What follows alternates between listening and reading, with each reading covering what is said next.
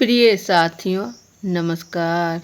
मैं संजू कुमारी सरोज आप सभी का सरोज संपदा चैनल पर सहृदय स्वागत करती हूँ।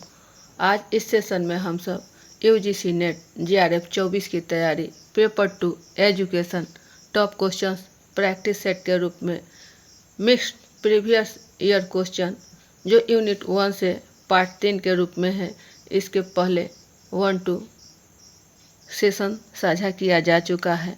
यह विभिन्न प्रतियोगी परीक्षाओं में पूछे गए प्रश्नों के द्वारा लिया गया है। चैनल पर नए हैं तो चैनल को सपोर्ट करें, लाइक करें, शेयर करें, जिससे एक दूसरे का हौसला अफजाई हो सके। तो ज़्यादा देर न करते हुए प्रश्न की ओर चला जाए। प्रश्न हमारा है 31। शिक्षा का सर्वाधिक पूर्ण उद्देश्य क्या है? ए. सामाजिक विकास, बी. चारित्रिक विकास, सी. नैतिक विकास, डी. मानसिक विकास। ये प्रश्न आपको यूपी पीजीटी 2005 से लिया गया है।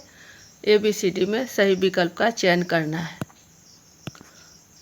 शिक्षा का सर्वाधिक पूर्ण उद्देश्य, इसमें पूछा जा रहा है कि उद्देश्य क्या है। तो जो बालक शिक्षा ग्रहण कर रहे होते हैं, यदि उनका पूर्ण उद्देश्य के रूप में पूछा जाए तो वह आपका होगा मानसिक विकास, मेंटल डेवलपमेंट।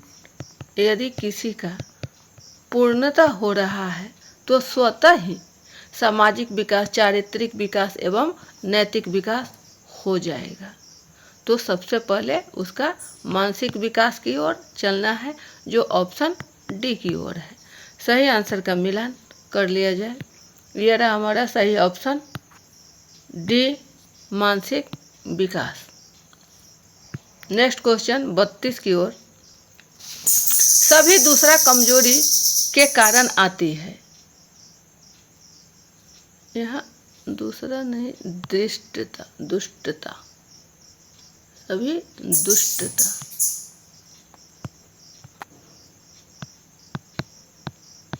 सभी दुष्टता कमजोरी के कारण आती है। यह कथन शिक्षा के किस उद्देश्य की ओर संकेत करता है? ए. मानसिक विकास, बी. नैतिक विकास, सी. व्यावसायिक विकास, डी. शारीरिक विकास। प्रश्न आपको यह भी यूपी पीजीटी 2005 से है, 2005 से है। तो इसमें सही विकल्प हमारा क्या होगा? सभी दुष्टता।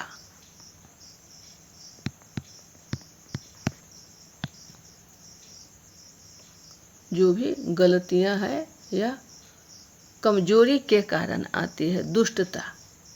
यह कथन हमारा नैतिक विकास की ओर संकेत करता है। यह उद्देश्य जो है हमारा नैतिक विकास की ओर है।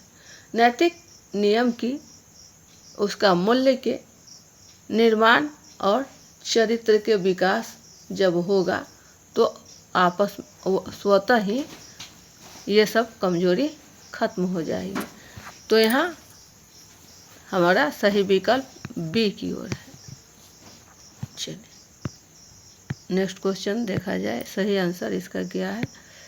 मानसिक विकास। मानसिक विकास यहाँ हमारा न होकर के होना चाहिए आपको नैतिक विकास, क्योंकि नैतिक विकास से ही सभी संभव। सही ऑप्शन नैतिक विकास। नेक्स्ट क्वेश्चन है 33 पर। एक विद्यार्थी के लिए सामाजिक रूप से इच्छित आदतों और अभिवृत्तियों को विकसित करने के लिए सबसे उचित स्थान है। ए. घर, बी. क्लब, सी. विद्यालय, डी. खेल का मैदान। प्रश्न आपको यूपी पीजीटी 2003 से है। तो सही विकल्प का चयन करना है। ABCD में सही विकल्प हमारा क्या होगा? सामाजिक रूप से इच्छित आदत एवं अभिवृत्ति सामाजिक रूप से, तो ये सबसे उचित स्थान जो है वह हमारा क्या होगा? विद्यालय आ जाएगा। ऑप्शन सी की ओर है। विद्यालय सामाजिक रूप से इच्छित आदत और अभिवृत्तियों को विकसित करने के लिए, और किसका, तो विद्यार्थी का पूछा जा रहा है, तो क्या हो जाएगा, विद्यालय। सही आंसर मिलान कर ले, ये रहा ऑप्शन। अगला क्वेश्चन 34 पर, शिक्षा के लिए सबसे उपयुक्त तरीका है, ए वस्तुनिष्ठ प्रश्न पत्र, बी सेमेस्टर पद्धति, सी सपुस्तक परीक्षा पद्धति, डी वर्तमान परीक्षा पद्धति।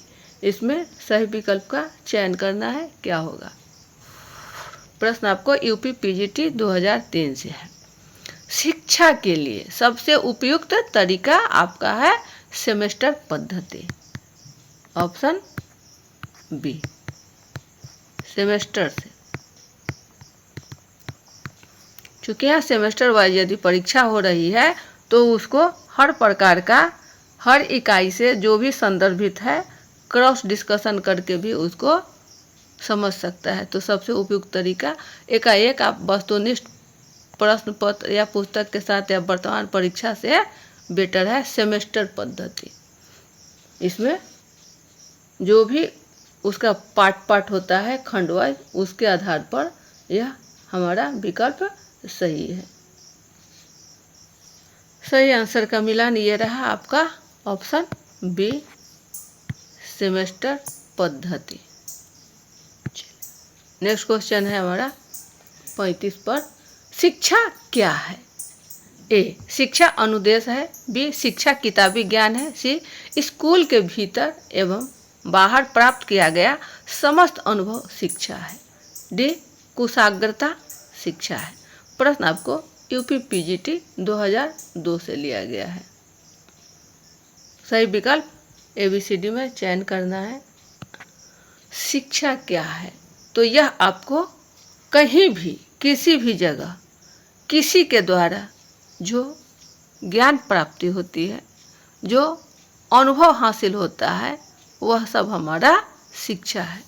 तो सीधे शब्दों में स्कूल के भीतर एवं बाहर प्राप्त किया गया सभी प्रकार के अनुभव ही हमारा शिक्षा है, ऑप्शन सी। ये रहा हमारा सही आंसर का मिलान, ऑप्शन सी। स्कूल के भीतर एवं बाहर प्राप्त किया गया समस्त अनुभव शिक्षा है। नेक्स्ट क्वेश्चन 36 की ओर, औपचारिक शिक्षा प्रदान करने वाली सबसे महत्वपूर्ण संस्था कौन सी है, ए विद्यालय, बी परिवार, सी प्रकृति, डी पुस्तकालय। प्रश्न है आपको यूपी पीजीटी 2002 से। तो इसके पहले भी हम लोगों ने बहुत सारे प्रश्नों को देख चुके हैं कि औपचारिक रूप से जो सबसे महत्वपूर्ण साधन है वह हमारा विद्यालय है। यह हमारा नियमतः एक संस्था है जिसमें समयबद्धता के साथ और एक उचित दिशा निर्देश में हमें ज्ञान प्राप्ति होती है, ऑप्शन ए विद्यालय। वही आपका परिवार, प्रकृति, पुस्तकालय, ये सब जो है आपको शिक्षा के साधन है।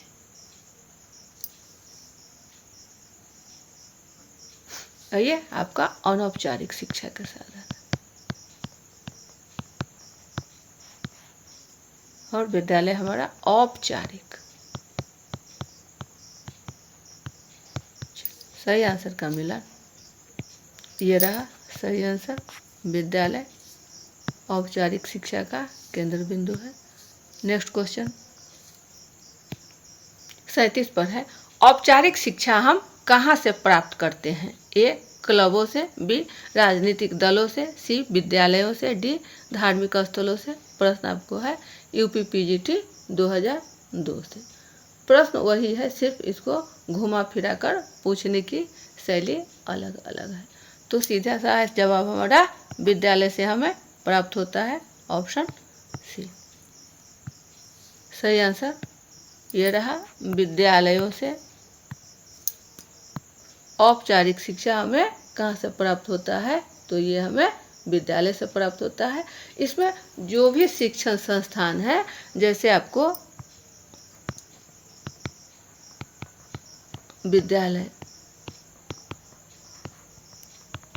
महाविद्यालय या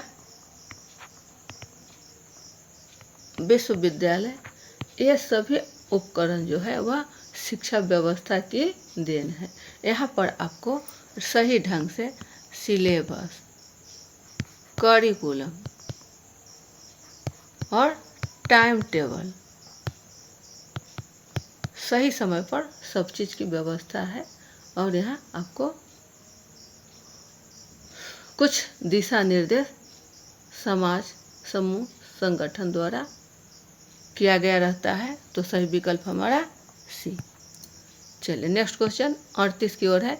अनौपचारिक शिक्षा के स्रोत क्या है? ए विद्यालय, बी कोचिंग केंद्र, सी बिना किसी औपचारिक वातावरण से प्राप्त अनुभव, और डी है शिक्षादाता। यह प्रश्न आपको यूपीपीजीटी 2002 से ही है। तो इसका क्या हो जाएगा? अनौपचारिक। यह प्रश्न पूछा जा रहा है अनौपचारिक, तो अनौपचारिक विद्यालय होगा नहीं, कोचिंग केंद्र होगा नहीं, और शिक्षादाता यानी टीचर यहाँ होगा नहीं। तो बिना किसी औपचारिक वातावरण से, औपचारिक जो औपचारिक नहीं हो, तो हमारा क्या हो जाएगा? अनौपचारिक। यही हो गया अनौपचारिक, ऑप्शन सी। ये रहा सही आंसर का मिलान, ऑप्शन सी। बिना किसी औपचारिक वातावरण से प्राप्त अनुभव, जो ज्ञान प्राप्त हुआ, यही हमारा शिक्षा है। तो ये हमारा अनौपचारिक शिक्षा का स्रोत बिंदु। नेक्स्ट क्वेश्चन 39 की ओर।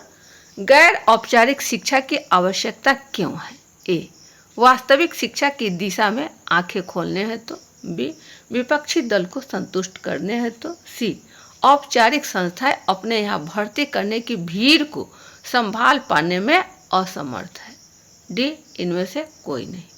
प्रश्न आपको यह भी यूपीपीजीटी 2002 से संदर्भित है। क्या होगा सही विकल्प?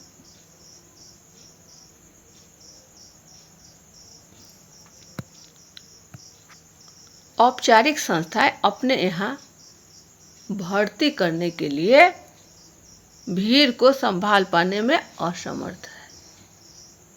यह हमारा ऑप्शन सी की ओर है। चूँकि शिक्षा प्रदान करने के लिए बढ़ती जनसंख्या जो है वह आपको यानी बढ़ती जनसंख्या एवं उच्च शिक्षा, बढ़ती जनसंख्या और सबको उच्च शिक्षा प्रदान करने के लिए शिक्षा का निरौपचारिक, जो औपचारिक नहीं हो, यानी निरौपचारिक साधन जरूरी है। अर्थात ये औपचारिक शिक्षा की आवश्यकता को पूरा करते हैं। तो हमारा सही विकल्प सी। सही आंसर का मिलान ये रहा, ऑप्शन सी।